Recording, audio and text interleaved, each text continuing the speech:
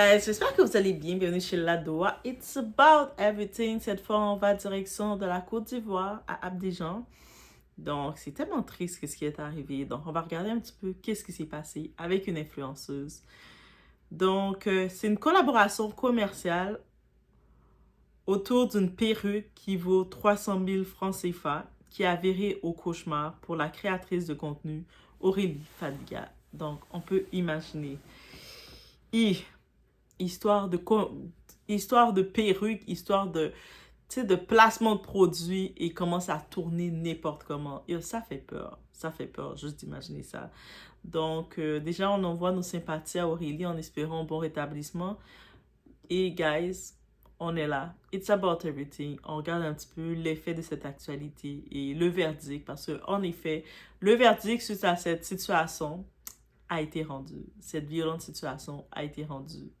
On va essayer de regarder, comprendre, mais qu'est-ce qui amène l'humain à être un humain?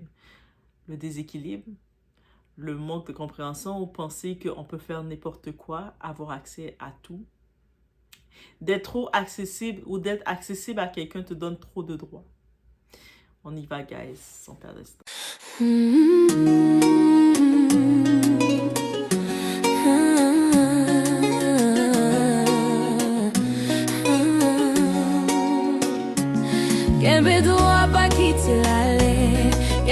Et je rentre dans mes DM sur TikTok et je vois qu'il y a une dame qui m'a contacté. Elle est de venir dans sa boutique. Elle va me donner une perruque avec une pose gratuite en fait. Genre je vais la taguer et tout, lui faire des pubs en retour. Il n'y a pas de souci. En tout cas, du moment que ça peut me sublimer, ça peut me rendre belle, ce moment ça me va. Voilà. Donc cette perruque là, je vais la déposer. On va mettre une nouvelle tête. Une nouvelle. La team, la mère Sacha a dit que dès que je guéris net, tu disais? Dès que tu guéris la perruque de ton choix de cheminots, je te l'offre, je sors la spéciale, je paye et puis tu poses. Avant des perruques, ils ont voulu casser la tête de ton égérie, non? Ma patronne dit qu'elle laisse pas. T'as porté perruque qui dépasse 300 000 ici au film, ça t'est remis. Égérie de qualité. Patron de qualité. On verra bien. Au passage, elles sont venues faire des achats aux mères sœurs. Si vous voyez ça, c'est Sacha avec Eva. C'est chez la Taurite, s'il vous plaît. La Taurite sauve toujours. Toujours, merci. Merci beaucoup, la grande sœur. Plein de bisous. Donc, en effet, le verdict est tombé dans l'affaire de l'agression d'Aurélie Fadiga. Le procès s'est tenu au tribunal de première instance de Bingerville, en Côte d'Ivoire. Cette affaire avait profondément choqué l'opinion publique après la diffusion d'images. Les images sont encore disponibles sur le réseau. C'est dans le salon en question et c'est très chaud. Montrant la créatrice de contenu Aurélie Fadiga violemment agressée dans un salon de coiffure. Le verdict. Le tribunal a rendu les décisions suivantes. La mère de la gérante du salon a été condamnée à 2 ans de prison, dont 1 an ferme et 1 an avec sursis. La fille et l'employé du salon ont été condamnés à 3 mois de prison chacune. Les 3 femmes devront également verser 1,5 million de francs CFA de dédommagement à la victime. On regarde le contexte de cette affaire. Tout serait parti d'une collaboration commerciale autour d'une perruque estimée à environ 300 000 francs CFA. Juste pour les faits comme ça, 300 000 francs CFA équivaut environ à 735-740 dollars canadiens ou 457 euros. C'est cette valeur-là. Ces valeurs sont basées sur les taux de change récents où 1 franc CFA égale 0,0024 à 0,0025 centimes canadiens. Vraiment, c'est ça. Et c'est encore plus bas en euros. Selon plusieurs sources, une vidéo promotionnelle aurait été tournée sans le consentement d'Aurélie Fadiga. J'en profite déjà d'ajouter parce qu'il y a beaucoup de salons de coiffure, beaucoup de coiffeuses, beaucoup de femmes qui décident de faire les cheveux, qui se nomment stylistes, hair stylistes, et qui n'ont aucune éthique morale, aucun code de déontologie, aucune éthique professionnelle. Donc, ça veut dire que un partenariat, là, c'est pas tes clientes qui sont tes collaborations. Une cliente qui te paye pour ses services, tu ne peux pas la filmer ou prendre sa photo et l'afficher sur ton site pour faire ta promotion. You can do that, bitch. Donc, je vous le dis honnêtement parce que beaucoup le font et ça m'énerve tellement. Tu viens te faire coiffer les cheveux, tu viens te faire traiter, tu viens te faire quoi que ce soit. Et puis là, maintenant, la coiffeuse, la styliste, elle décide de prendre ta vidéo et puis, elle le met comme elle veut sur sa page comme ça. Et toi, tu lui dis, mais non. je veux pas. Je peux comprendre, tu veux prendre les cheveux peut-être pour ton suivi à toi, mais en tant que tel, non, tu peux pas me prendre en photo, tu peux pas prendre mes photos si j'ai payé. Le partenariat ou une collaboration commerciale, n'importe quelle entreprise le sait, il faut que l'entreprise fasse une entente avec toi, te dire, regarde, je vais faire tes cheveux gratuitement en échange, on a un échange de services, tu as tes cheveux qui sont faits, ton service est fait gratuitement, mais moi, je peux t'utiliser comme publicité. Mais les gens, ils veulent pas ça. Surtout le côté afro, là, ils connaissent rien du côté des affaires. Ils font des affaires, mais sans rien comprendre des codes. Et puis là, ils s'énervent quand on ne fonctionne pas selon leur bordel. Je tenais à le préciser parce que dès que j'ai vu cette histoire-là, j'ai déjà compris dans quoi qu'on était. Donc, la créatrice, Aurélie, elle a donc demandé la suppression des images. C'est son droit. Mais la situation aurait rapidement dégénéré. Des images de vidéosurveillance montrent une altercation dans le salon, au cours de laquelle plusieurs personnes s'en seraient prises physiquement à la jeune femme. Selon les témoignages, un objet métallique aurait été utilisé provoquant une blessure à la tête. Les images ont largement circulé sur les réseaux, provoquant une vague d'indignation. Je ne vais pas mettre les images sur YouTube, j'ai accès aux images, mais vous allez pouvoir avoir accès, vous tapez le nom, ça circule encore sur les réseaux. Les réquisitions du procureur. Le procureur avait demandé 3 ans de prison ferme contre la mère, accusée d'avoir porté le coup principal, 1 an de prison ferme contre la fille et l'employé. Mais le tribunal a finalement prononcé une peine plus légère. Une affaire qui relance plusieurs débats. Cette affaire soulève plusieurs questions importantes. Le respect du consentement dans les contenus promotionnels. Les risques des collaborations commerciales sans contrat écrit et surtout la violence qui peut surgir dans les conflits liés aux réseaux sociaux. Car quoi qu'il se passe dans les désaccords commerciaux, la violence ne peut jamais être une solution. Et c'est un fait. Tu sais, désolé de le dire, de mettre les couleurs, de mettre nous, mais la communauté afro-africaine, on est très en arrière concernant le marketing, concernant sur beaucoup de choses. Ça veut dire qu'on veut, tu vas avoir une entreprise, elle va vouloir profiter de la visibilité de qui va s'offrir à elle, mais elle ne veut pas dépenser. C'est toujours comme ça. L'afro, le noir, il ne veut pas trop dépenser, mais il veut profiter du maximum.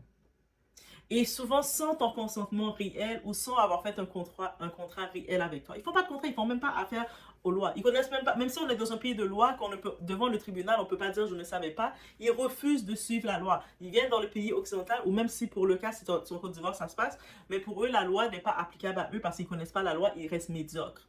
Donc, actuellement, c'est un salon de coiffure, on regarde le tout. Est-ce qu'il y avait une entente de base qui avait été faite, un contact qui avait été fait, c'est possible. Et peut-être finalement, cette créatrice de contenu, elle n'a pas aimé le résultat, elle n'a plus voulu s'associer, peu importe dans tous les cas. Elle a le droit. Il n'y a pas de contrat de fait. Le résultat qu'on t'a offert, finalement, tu regardes, ah, c'est pas ça du tout, je ne vais pas m'afficher avec ça. Eux autres ont refusé, ils ont dit, non, on fait ce qu'on veut. What the F are you to do what you want? Après, ils vont s'étonner que tu vas décider de mal parler d'eux, de les exposer. Ah, mais là, on ne peut pas parler mal entre nous. Mais vous êtes médiocres, vous êtes des déchets, des pourritures. Désolé, I have to say it like that parce que c'est trop, ça arrive, le profit que vous voulez faire. Vous voulez faire le profit, mais vous voulez dépenser le moins possible. Aussi simple que ça. Si c'est une collaboration, c'est un partenariat, soit tu fais un contrat.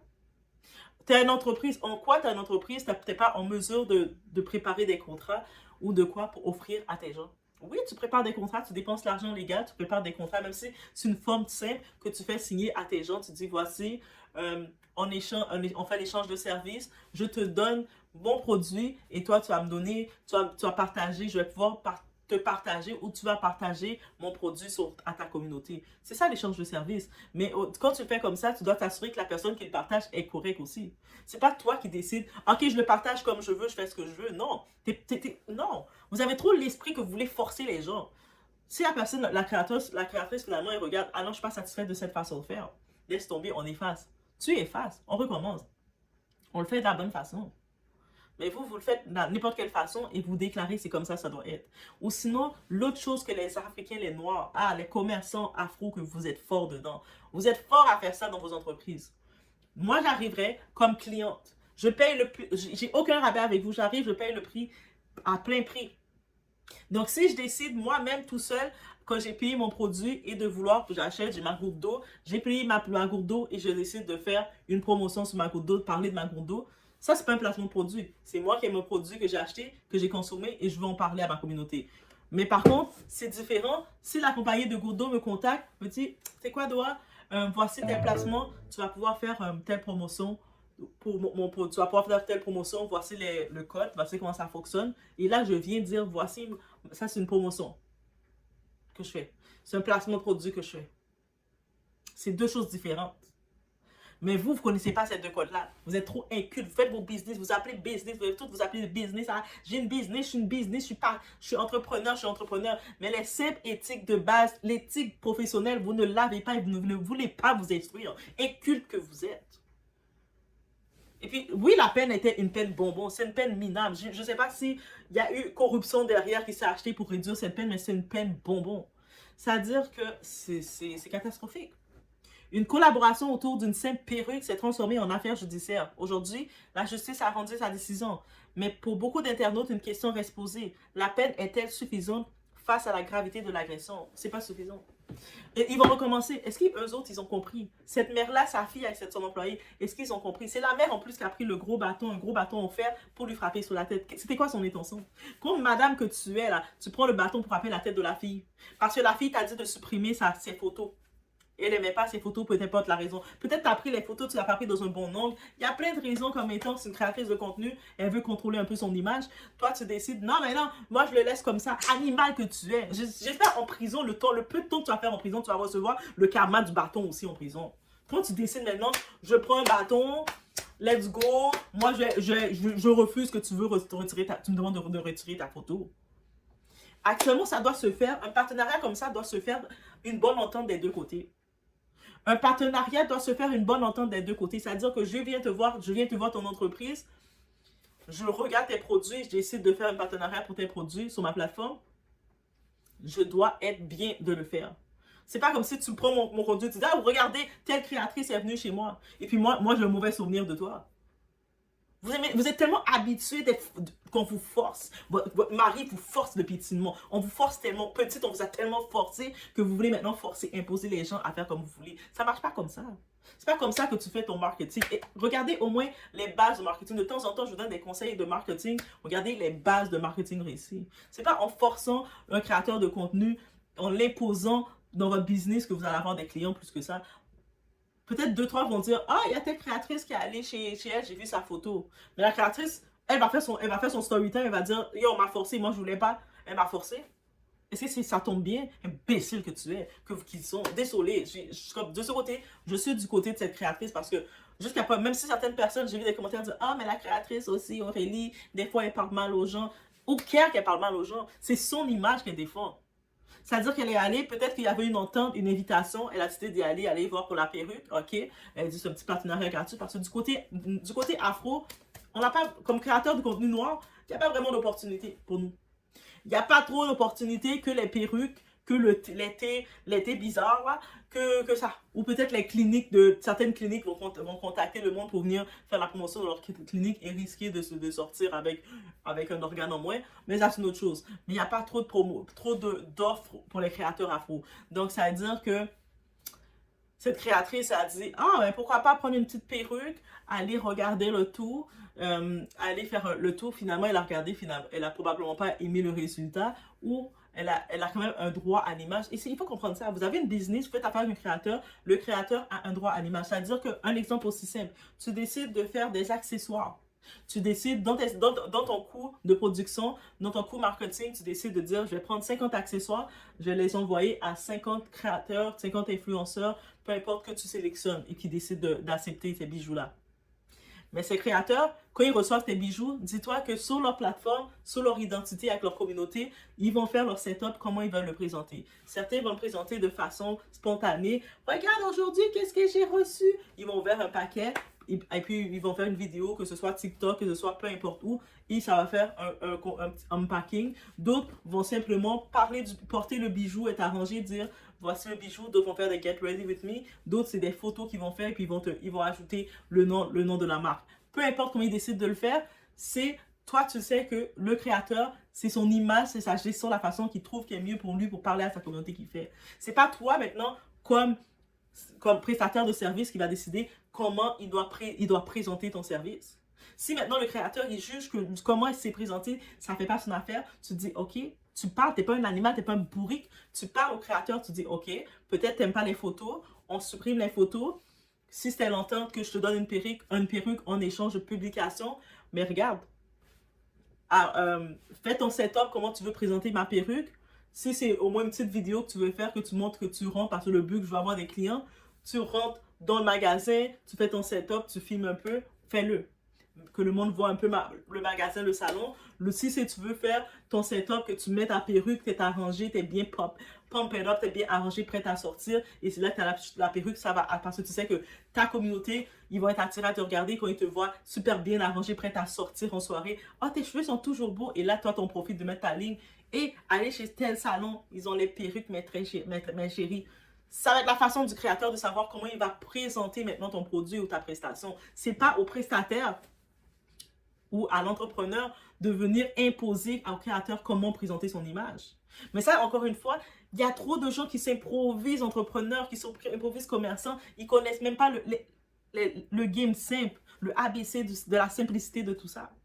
Ils n'ont aucune tactique de comment s'adresser aux gens. Non, tu ne peux pas gérer l'image. Et là, la madame, là, qui prend un bâton, là, pour aller lui frapper sur la tête à l'autre jeune fille. Déjà, c'est un 3 contre 1. Dans toutes les autres, il n'y a rien qui marchait. 3 contre 1.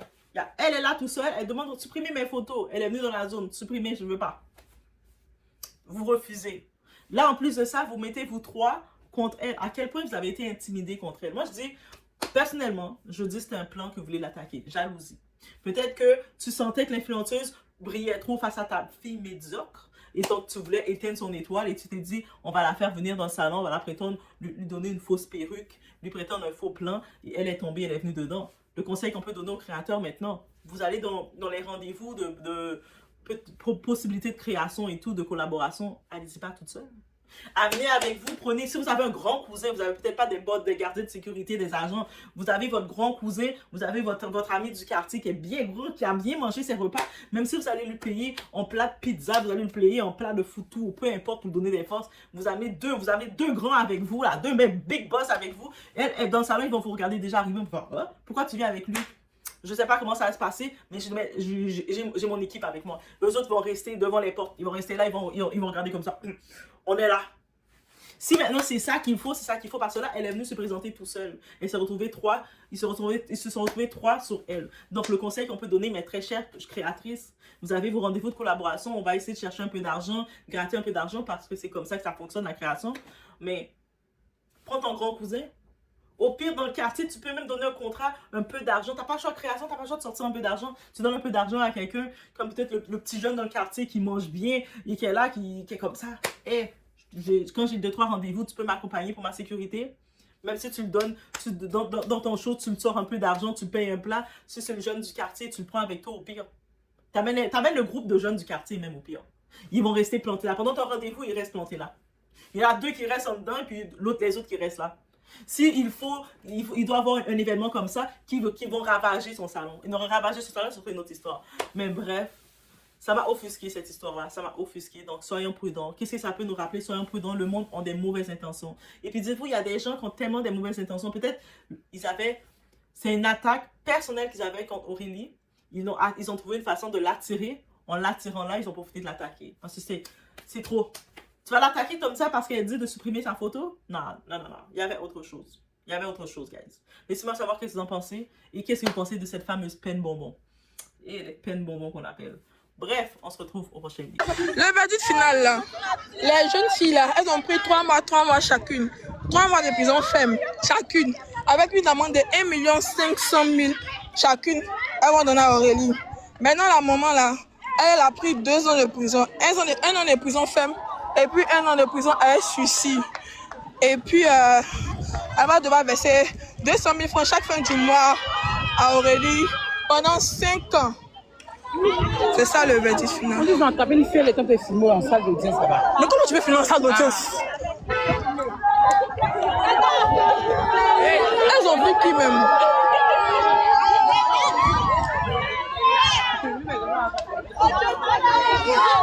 Donner la bonne information.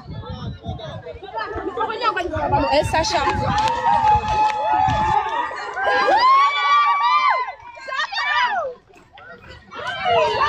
Comment toucher chacun? Comment laisser chacun? Comment le toucher? Comment le toucher?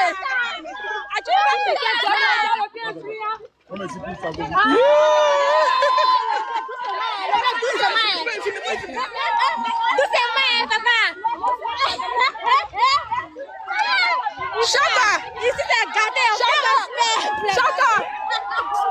Chaka, on veut verdict là! On veut le verdict!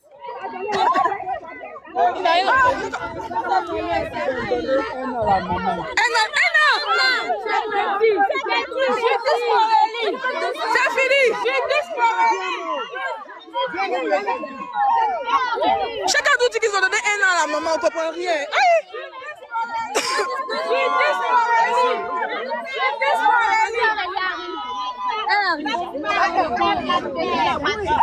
Chacun dit qu'ils ont donné 1 an à la maman.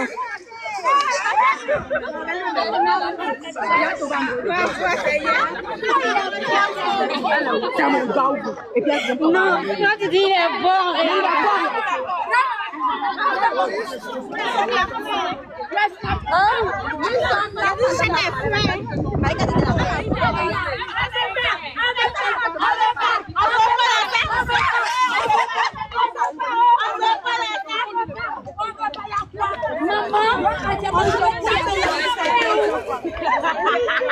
Un an de prison ferme, 1 an avec sursis. C'est pour ça que chacun a dit 1 an. Elle m'a fait 1 an de prison ferme et puis 1 an avec sursis. C'est pour ça qu'il a dit 1 an.